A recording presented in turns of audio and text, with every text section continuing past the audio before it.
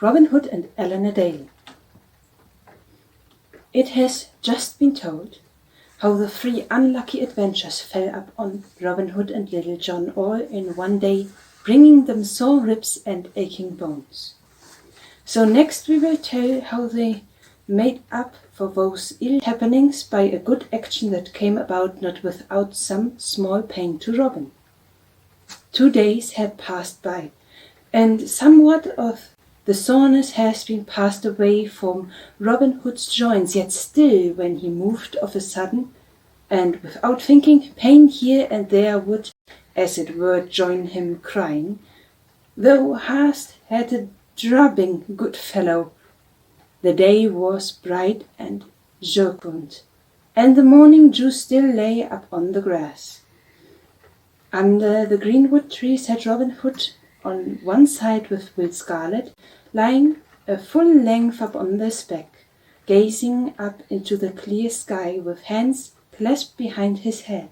Up on the other side sat Little John, fashioned a cudgel out of a stout crab-tree limb. Elsewhere up on the grass sat or lay maybe others of the band. "By the faith of my heart," quoth merry Robin, "I do bethinken me that we have had no one to dine with us for this long time. Our money groweth long in the pursuit, for no one hath come to pay a reckoning for many a day. Now busk thee good stoutly, and choose thee 6 men, and get thee gone to the Force way, or thereabouts, and see that thou bringest some to eat with us this evening.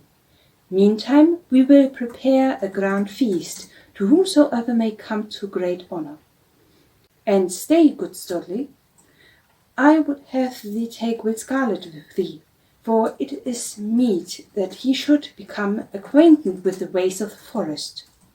"Now do I thank thee, good master," quoth Studley, springing to his feet, "that thou hast chosen me for this adventure. Truly my limbs do grow slack without abiding idly here. As for 2 of my 6, I will choose Midge the miller and Arthur a Bland, for, as well thou knowest, good master, they are stout fists at the quarterstaff. It is not so, Little John?" At this all laughed, but Little John and Robin, who twisted up his face, "I can't speak for Midge," said he, "and likewise for my cousin Scarlet. This very blessed morn I looked at my ribs and found them as many colours as a badger's cloach." So, having chosen 4 more stout fellows, Will Scarlet and the band set forth to the Fosse way, to find wherever they might not come across some rich guests to feast that day in Sherwood with Robin and his band. For all the livelong day they abide near the highway. Each man had brought with him a good strong of cold meat and a bottle of stout merch beer to stay his stomach till the homecoming. So when high noontide had come, they sat them down up on the soft grass, beneath a green and white spreading hawthorn bush, and beheld a hearty and joyful feast. After this, one kept watch while the other napped, for it was a still day and slurty day. Though thus they passed the time pleasantly but no guest such as they desired showed his face in all the time that they had hidden there. Many passed along the dusty road in the glare of the sun. Now it was a brewy of chattering damsels merrily tipping along, now it was a plodging tinker, now a merry shepherd lad, now a sturdy farmer, all near them, all gazing ahead along the road, unconscious of the 7 stout fellows that lied hidden so near them. Such were the travellers along the way, but fat about rich and quiet or money-laden, unsure came there none. At least the sun began to sink low in the heavens. The light grew red and the shadows long. The air grew full of silence. The birds twittered sleepingly, and from afar came, faint and clear, the musical song of the milkmaid calling the kine home to the milking. Then Sully arose from where he was lying. A plague of such ill luck, quoth he. Here we abide all day, and no bird worth the shooting, so to speak, half came within the range of our bolt. Had I gone forth on an innocent errand, I had met a dozen stout priests or a score of pursy money lenders, but it is ever thus. The dun deer are never so scarce as when one has a grey goose feather nipped between the fingers. Come, lads, let us pack up and go home again, say I. Accordingly, the others arose, and coming forward from out the thicket, they all turned their toes back onto again to the Sherwood forest. After they had gone some distances, Will Stoutly, who headed the party, suddenly stopped. Hist, quoth he, for his ears were as sharp as those of a 5-year-old fox. Hark, lads, methinketh I hear a sound. At this all stopped and listened with bated breath. Albeit for a time they could hear nothing, their ears being duller than Studley's. At length they had heard a faint and melancholic sound, like someone in lamentation. Ha, quoth Will Stoutly, this must be looked into. There is someone in distress, nigh to us here. I know not, quoth Will Stoutly, shaking his head doubtfully. Our master is ever rash about thrusting his fingers into a boiling pot, but for my part I see no use in getting ourselves into mischief's coils. Yon is a man's voice, if I mistaken not, and a man should always be ready to get himself out from his own pothers. Then out spaken Will Scollay boutly. Now out on thee to talk in that matter, Stoutly. Stay, if thou dost list. I go to see what may be the trouble of this poor creature. Nay, quoth Stoutly, this doubtest leap so quickly, thou tumble into the ditch. Who said I would not go? Come along, say I. Thus saying, he led the way, with the other following, till after they had gone a short distance, they came to a little opening in the forest land, where hence a brook, after gurgling out from under the tangle of overhanging bushes, spread into a broad and glassy pebble pool. By the side of the pool, and beneath the branches of a willow, lay a youth on his face, weeping aloud, the sound of which had first caught the quick ears of Stoutly. His golden locks were tangled, his clothes were all awry, and everything about him betokened sorrow and woe. Over his head, from the branches of the osier, hung a beautiful harp of polished wood inlaid with gold and silver in fantastic devices.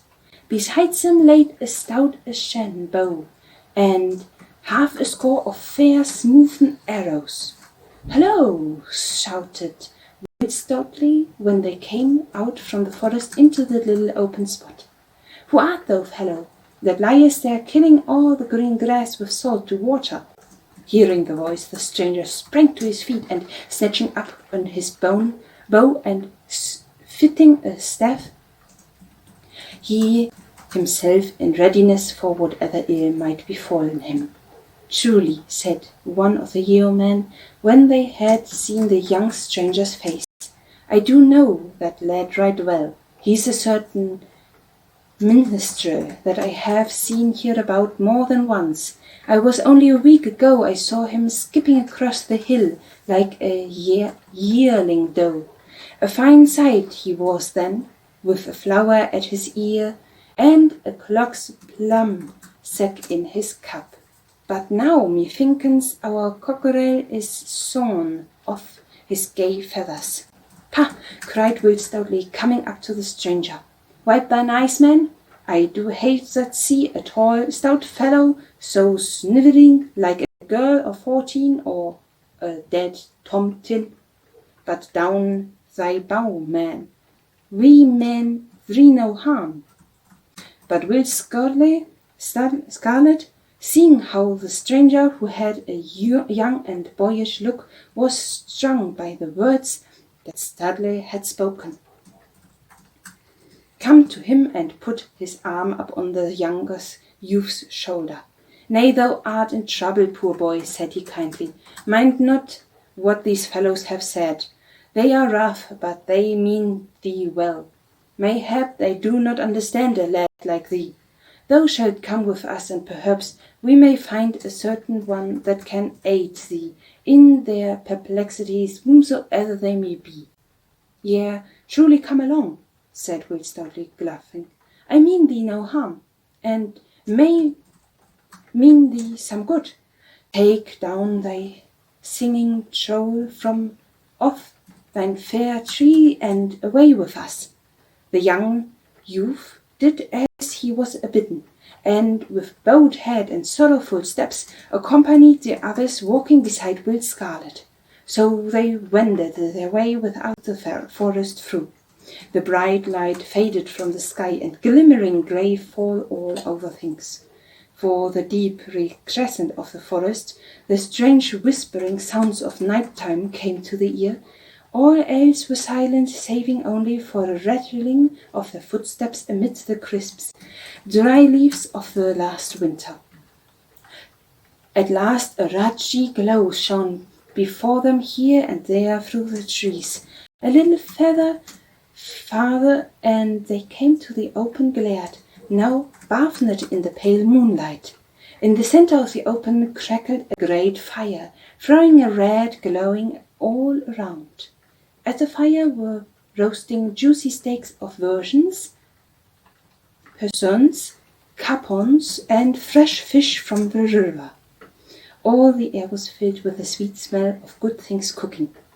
The little band was its way across the glen, many yeomen turning their curious looks and gazing after them, but none speaking or questioning them.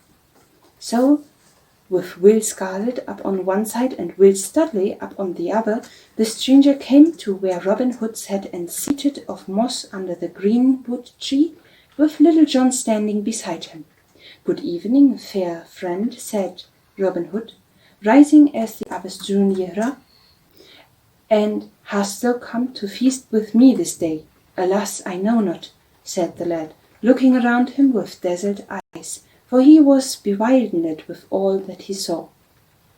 Truly I know not whether I be in a dream, said he to himself in a low voice. Nay, marry, quoth Robin, laughing, thou art awake, as thou wilt presently find, for a fine feast is in the cooking here for thee. Thou art our honoured guest this day. Still the youth stranger looked about him as though in a dream. Presently he turned to Robin.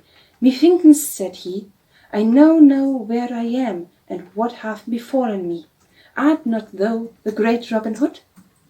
Thou hast hit the bull's eye, quoth Robin, clapping him around the shoulders. Men hereabout do call me by this name. Since thou knowest me, thou knowest also that he who feasteth with me must pay his reckoning. I trust thou hast a full purse with thee, fair stranger.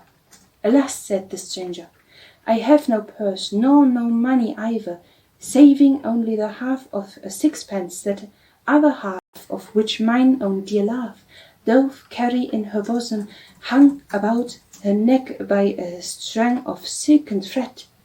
At this speech a great stout laughter went up from those arose, whereat the poor boy looked as he would die of shame.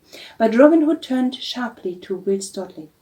Why, how now, quoth he, is this the guest that thou hast brought us to fill our purses? Methinketh thou hast brought but a lean cook to market.